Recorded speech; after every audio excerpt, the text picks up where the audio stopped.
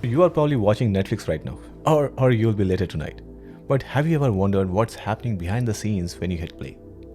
Every time you open Netflix, you're not just hitting one API, you are hitting dozens. Movie recommendations, your watch history, billing info, device settings, subtitle preferences. It's a lot. Netflix handles this with one of the most sophisticated GraphQL architectures ever built. We are talking 70 plus microservices, billions of requests every single day, and here is the crazy part. They deploy over 100 times daily with zero downtime. Today, we are going to break down exactly how they do it. And trust me, by the end of this video, you'll understand why companies like PayPal and Shopify are copying this exact architecture. Let's dive in.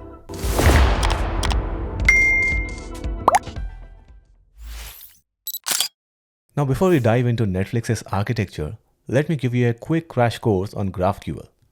If you have watched my previous GraphQL video, feel free to skip ahead, but this will help the rest of you to understand why this technology is so powerful. Think of GraphQL like a personal librarian. With traditional REST APIs, it's like going to a library where you have to visit multiple sections to get what you need. You want a book's title? That's one trip. The author? Another trip. The publisher? Yet another trip. With REST, you have separate resources for books, authors, and publishers. You are making multiple calls. That's 3 round trips to the server just to show you one book with details. But with GraphQL, you write one query that asks for exactly what you need. One request, one response, everything you need. Now here's the magic. GraphQL has something called a schema. Think of it like a menu at a restaurant. It tells you exactly what data is available and how it's all connected. For example, here, the schema says, a book has an ID, a title, and an author, and you can navigate from books to authors and back. The schema becomes your contract between the front-end and back-end. Front-end developers can see exactly what's available and write queries. Back-end developers implement resolvers, basically functions that fetch the actual data. So why does this matter? 3 reasons. First, no more overfetching.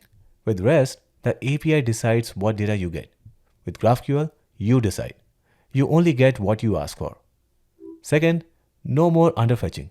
You don't need to make multiple requests to build one screen. Everything comes in a single query.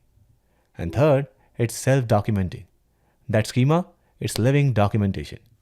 Tools can read it and auto-generate API docs, TypeScript types, and even entire client libraries. Now, with that foundation, let's see how Netflix took this concept and scaled it to billions of requests.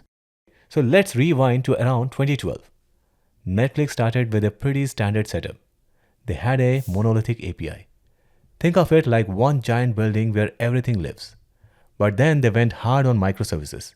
That one building, they split it into hundreds of smaller buildings.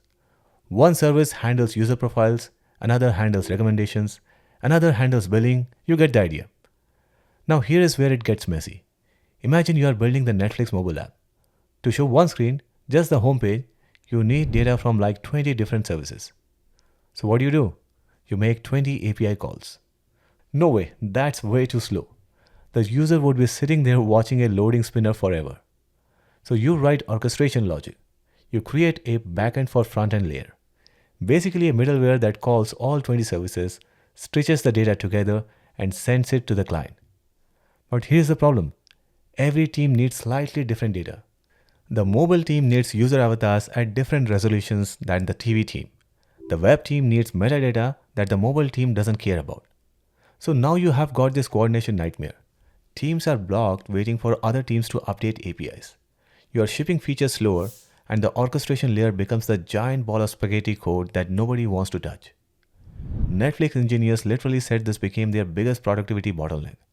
They needed something better. So let me show you how Netflix evolved their architecture, because this is genius. First, stage 1, monolith. Everything in one place. It's simple, but didn't scale. Stage 2, they split into microservices and added a backend for front-end layer.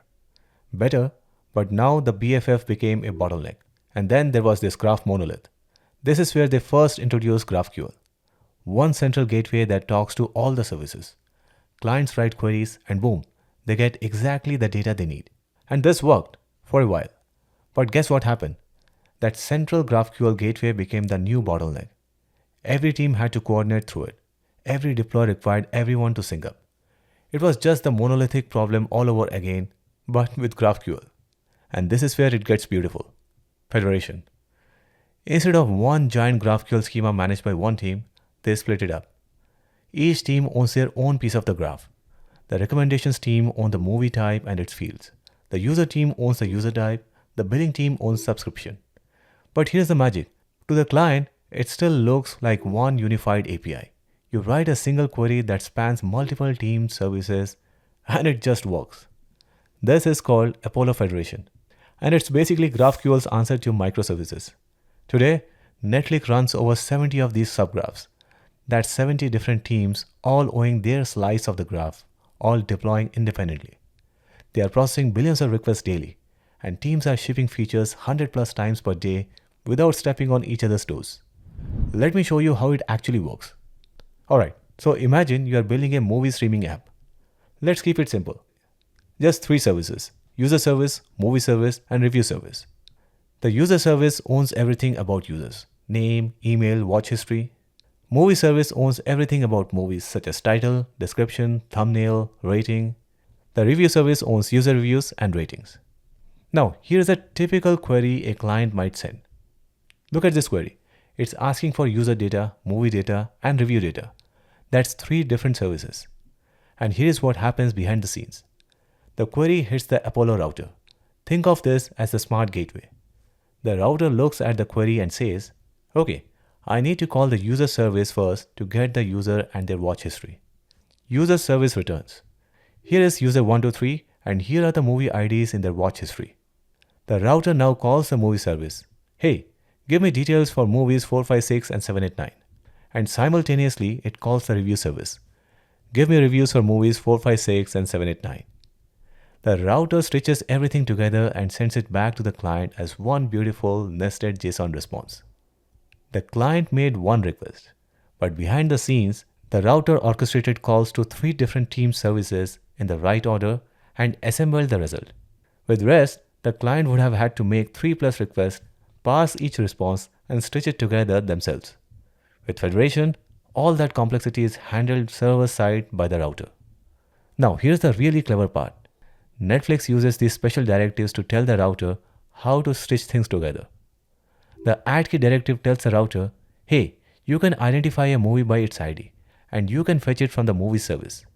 So when the user service returns movie IDs, the router knows exactly how to fetch the full movie details. This is the foundation of how Netflix's architecture works. They are running 70 plus different microservices behind one unified GraphQL API. Which brings me to our today's sponsor, Sevalla. I have actually deployed full stack applications using their platform, and I want to show you how straightforward deployment can be. First, you need to create an account on the Sevalla website.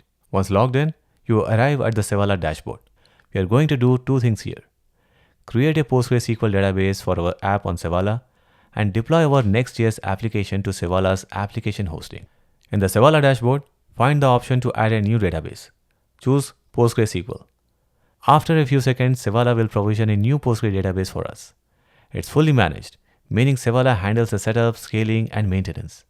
Copy the database connection URL and we'll need to supply this to our app. Now let's add our application.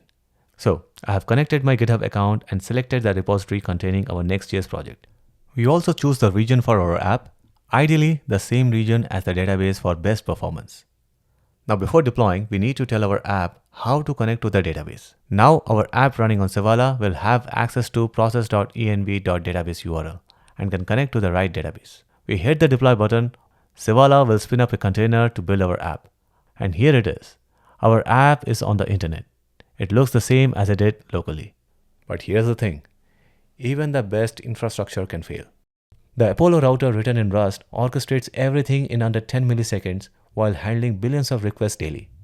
They deploy 100 plus times per day with zero downtime using automated schema checks, canary rollouts, and smart caching strategies. And the result? PayPal shipped a mobile SDK in 6 weeks with 3 developers, something that used to take months. Network requests dropped from 10 to 20 calls per screen to 1 query. This pattern is spreading fast. PayPal has 50 plus products on it. Shopify mandated it for all new apps. And GitHub's entire public APIs run on it. Gartner in fact predicts 30% of enterprises will use Federation by 2027. Now, I have barely scratched the surface here. There is so much more to cover. The deployment strategies with schema checks and canary rollouts, the caching infrastructure, security patterns, how to actually build this from scratch. So if you want me to do a deep dive series on any of these topics, drop a comment and let me know what interests you the most. Should I build a federated GraphQL API from scratch in a hands-on tutorial, or maybe GraphQL security deep dive? Because there are 13,000 vulnerabilities in production APIs right now. Let me know in the comments, and if this was valuable, hit subscribe. I break down system design like this pretty much every week.